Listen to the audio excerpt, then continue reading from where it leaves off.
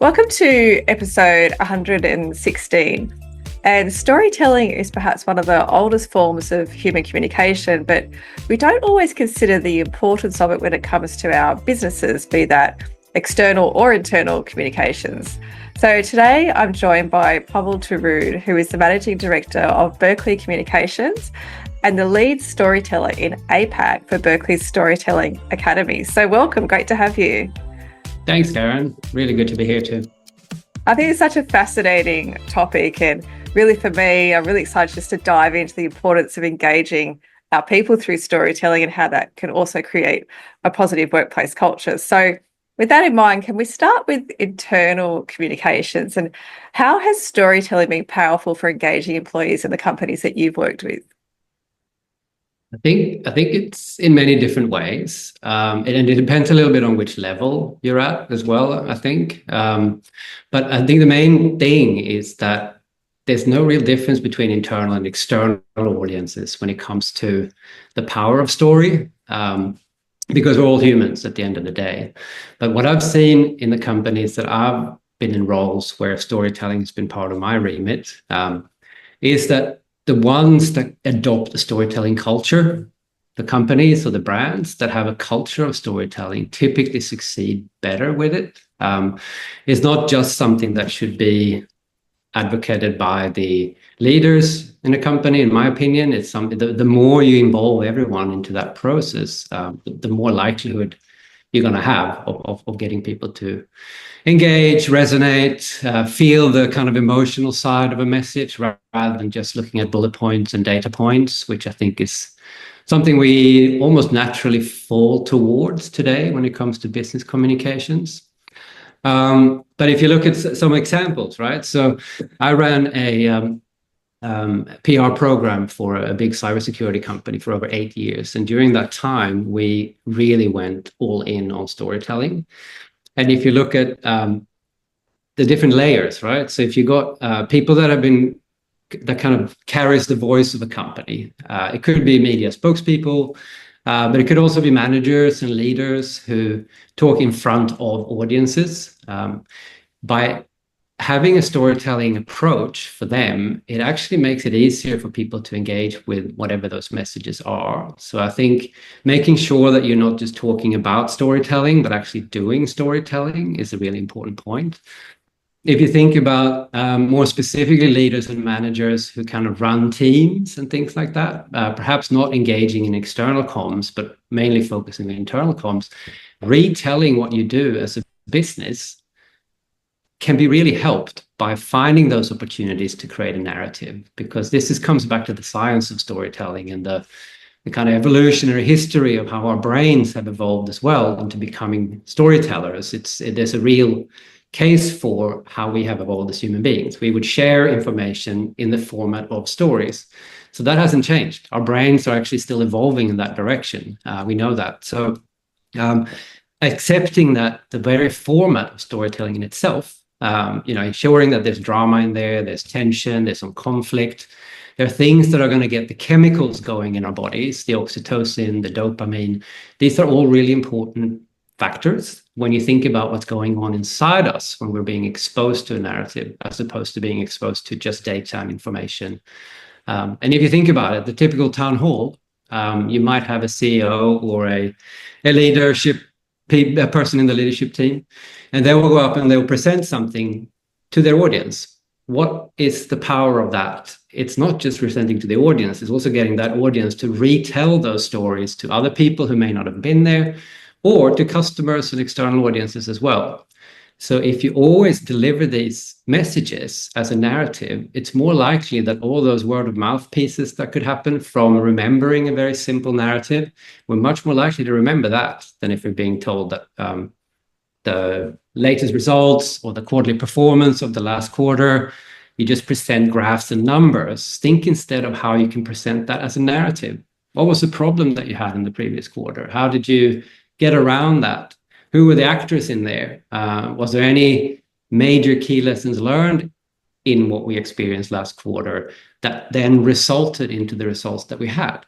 That's a much easier way for someone to take on those numbers, because numbers are just numbers at the end of the day, right? So they matter to someone internally in the company, but if you had some context for those numbers become more exciting as well. You can learn a lot from that. You can see the negative. If you haven't met your numbers, for example, it might add more context to that and make the internal audiences feel more comfortable and understanding what it was, rather than just seeing a big red number on a spreadsheet somewhere. So I think adopting a story, not just for external comms and for the newsletters, but actually thinking about it more as a cultural shift internally in an organization, is going to have a higher likelihood of your staff actually as well then using that when they're doing their sales pitches, or when they're talking to customers, or when they're talking to whatever it might be, any stakeholder that you have inside an organization. Yeah, because I was going to ask you, what does it look like when a culture does have a storytelling culture to it? Because culture, we sort of say, well, it's just how you do things around here. And so you talked about, well, what it looks like is the presentations go from, perhaps data points and graphs to a narrative. You'll see employees starting to retell the stories that they've heard. Is there any other key components that you would see if you walked into somewhere and thought, yeah, that's got a really good storytelling culture? Yeah, I think I know what you mean. And I mean, ultimately, I think it's about walking the talk. Mm.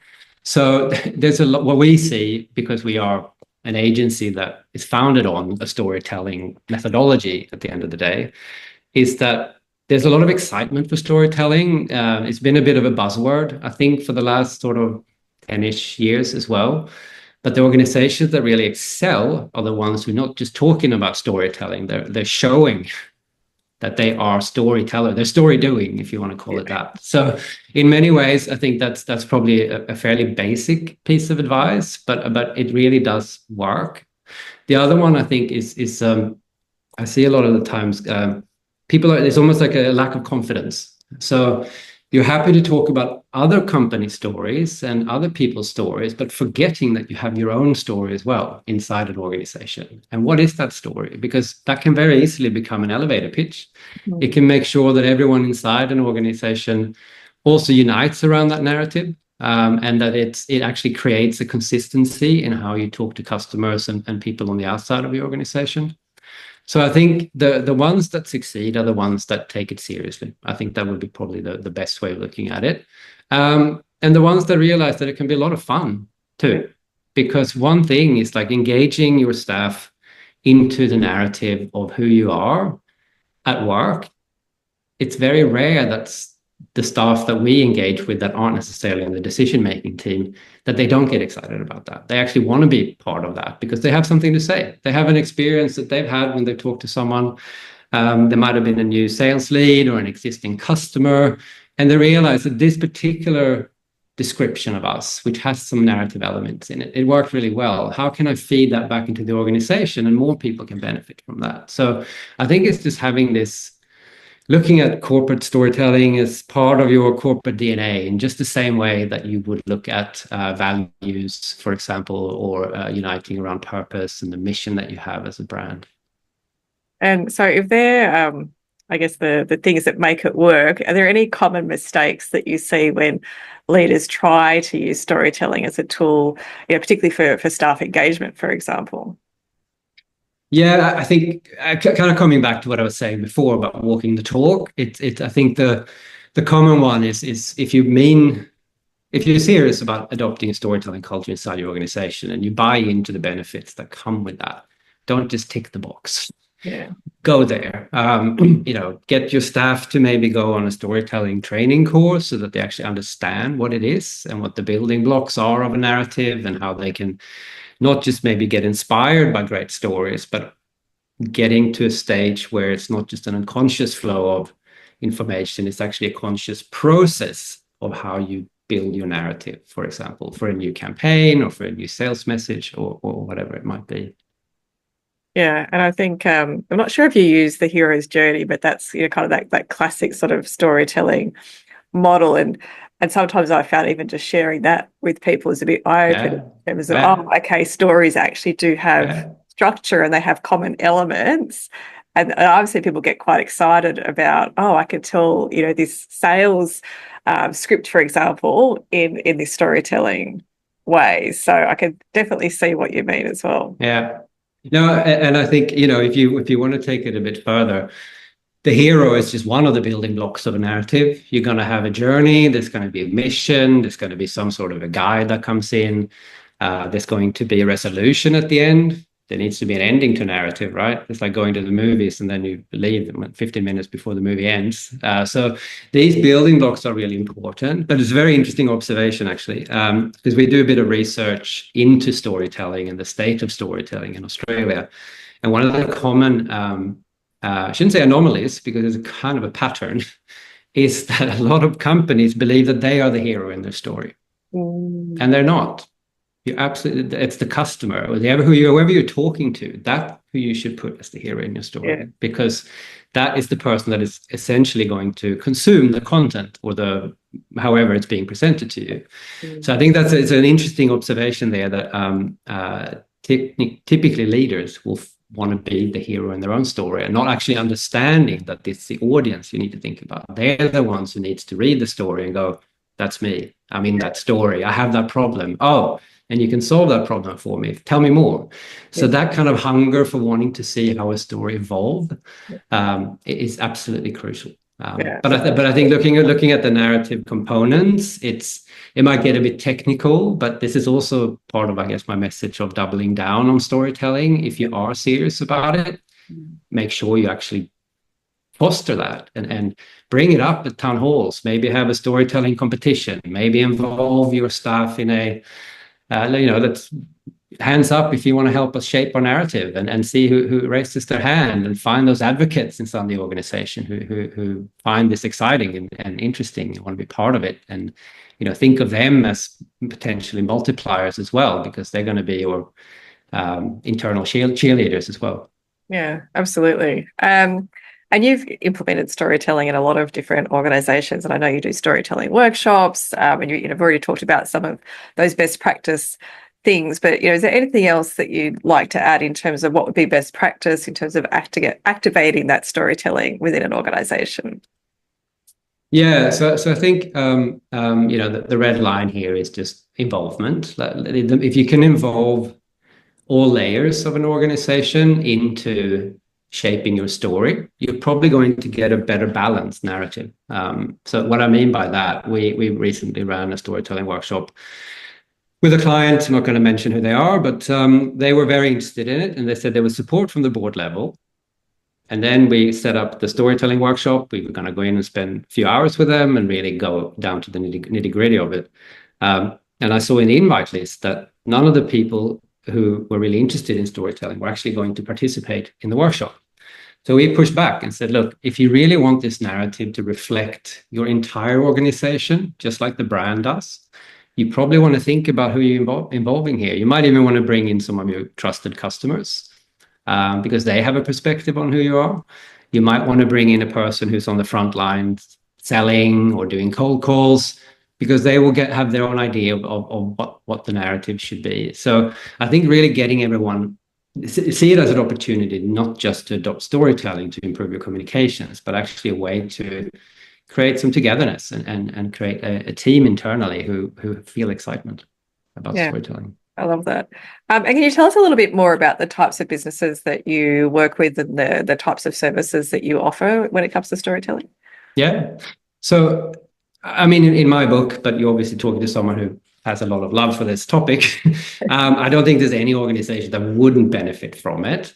How much you benefit from it probably depends a little bit on your existing communications. But yeah, if you think about a startup, if you want to look at the start at that end, who might just be ready to go out and talk to their market, it's much easier to have a narrative locked down, just the way you would your logo, visual representation of your brand, before you reach out, so you don't have to backpedal and then kind of do things. So that's an important pivot point, I think. If you think about a more mature brand, a scale up, or someone who's been around for a while, They should probably look at it as part of external comms as well, because they're probably ready to spend marketing money and budget on that. The other one is kind of bigger, more established brands. They might already have PR programs running and content programs and marketing activities. This could be a really nice way to just go, all right, let's refresh our approach. Let's think about how we do some of our campaigns. Perhaps some of them would benefit from a more human approach. Perhaps some of them would benefit from a more human angle, even if you're working in something advanced, technical, an industrial manufacturer, for example. They're still talking to people at the end of the day, right? So I think it's important to think about that regardless of size. But then if you can look at NGOs and those types of organizations as well, or larger organizations who might do something a bit different from what they normally do. For example, ESG. ESG is an area that is obviously going to only increase, I think, with reporting and regulation and how you need to communicate that. One thing that we get called in for quite frequently at the moment, actually, are companies who have a set messaging structure for who they are that they use for PR and content and marketing. But that doesn't always work for an ESG initiative, because you're actually talking about your company in a completely different way as a good citizen. ESG, corporate social responsibility, whichever term you prefer, but how are you a good citizen? How are you being a good corporate citizen? So for anything like that, it can get a bit dry and boring if you're just talking the way you normally do in a press release. So we can then sometimes come in and we'll sit down and we'll go, all right, for this specific campaign or for this specific part of your business, let's sit down and make sure that really sticks. And what we often find is we'll start there, and then someone will go, all right, that really worked. Is there any reason why we couldn't do this across our website and across our other comms as well? So for us, it's a bit of an icebreaker, I guess, as an agency as well, to be able to come in and focus on an area and then see the opportunities that might come from that. Yeah, and you mentioned, you're passionate about storytelling in our conversations. That always comes through. So where did that come from? Like, how long have you been involved in storytelling, and where did this passion arise? Really good question, actually. I think my passion for storytelling has always been there. I was always fascinated in narratives and stories. And I think as a child, it's a form of escapism, perhaps, because it's more in the entertainment space. But getting into my professional career, I think, if I'm brutally honest, I probably spent the first 10 years of my PR career doing storytelling, but in an unconscious way. So I just knew that this story, it feels good, but I hadn't gone deeper into it to kind of try to encode it or decode it. So halfway through my career, it's actually when I met the owner of Berkeley. I was in a completely different role when I was in Europe, and became a lot more aware of the fact that storytelling isn't just some magical, mysterious craft that the big writers in Hollywood know how to do, or the great novelists know how to write a book that you just can't put down, or how you turn from one page to the next, or cliffhanger chapters and you just have to continue even if it's past your bedtime. So I think me realizing that there was a method to the madness was a big turning point, because I went, okay, so it's not just a gut feeling anymore. It's actually something that I can proactively sit down and look at. What are those building blocks of the narrative? Make sure I don't miss any, and particularly talking about the problems that we solve. And that's another one that I think companies often get a bit scared about, but you have to talk about the problems. That's what attracts someone into your narrative. So for me to be able to do that, and then in the last few years, being able to actually flip it around and also doing seminars and workshops, not only with our clients, but for anyone that wants to sign up, has probably forced me to go even deeper on the topic and become more conscious of it. And in fact, even if I would probably call myself a passionate storyteller, I'm not sure if I'm an expert, because at the end of the day, we all have our different ideas of what a good narrative is. So running these workshops for me is hugely rewarding, because I get so much feedback that I can then feed into coming narratives or coming storytelling workshops and things like that. Yeah, excellent. So for anyone listening that is interested in developing their storytelling skills, are there any resources or tools that you would recommend? Yeah, there are. There are obviously, not trying to sound like a used car salesman, but there are training courses and we run them. Yes. But I'm not here to plug those. But yeah, I think maybe the main thing is what's going on inside of you. Mm. And it might sound a bit weird, but just going from this unconscious idea of how the storytelling could work in an organization to realizing consciously that you can actually adopt it yourself and get your teams to adopt it and create this, fostering this storytelling culture, I think is a really important one. But yeah, so training courses, there's a different range, different types of involvement, of course. But I also think that there are, if you look at the formulas, that's the other one. So we have a 6-step storytelling formula that works for us. It works for us and our clients. But if you Google it, you might see different versions of that. Of course, people are going to have different opinions of how to best do this. But just Googling and reading about it, understanding that there is a methodology behind storytelling that anyone can pick up, actually. It's not just for professional communicators. It's more a matter of your own interest and your own commitment. And I think the final point is just trying to find some fun, because when we're passionate and if we see something, we have fun with something, if that, going back to what we talked about initially, if you're at the CEO leadership level, how can I make storytelling fun for me? Or maybe that's through my pitch decks or my public speaking presentations. Maybe I can open up with a narrative instead of just saying we are company X and we do product Y. So think about how can I insert it for the thing that's relevant for me, and then figure out how to get the necessary skills to do that. If that's through your PR or marketing or communications team, or if it's by learning by yourself. Absolutely. Right, excellent. And finally, what's the best way to get in touch with you or follow your content if people do want to learn more? I'm not sure if I should give out my phone number here, but I'm always open for a chat. That's basically why I said that. But you'll find it on LinkedIn. Find Berkeley Communications Australia on LinkedIn. We share tips there. We share our research and surveys that we do into the storytelling state of Australia as well, which could be of interest. We actually did one quite recently about the value of employer branding, and there's a few interesting stats in there. So those are all available on the berkeleypr.com website. So come and find us online, essentially. And if you go to my LinkedIn, Povel Torudd, there's a way to contact me there as well. Yeah, awesome. And we'll put the links into the website and also your LinkedIn within the show notes as well. So fantastic. Thank you so much. Excellent. And thank you for joining me today. It's been a great conversation. I know I've really enjoyed it. So thanks for being a part of this episode. Thanks, Karen. I really appreciate it too.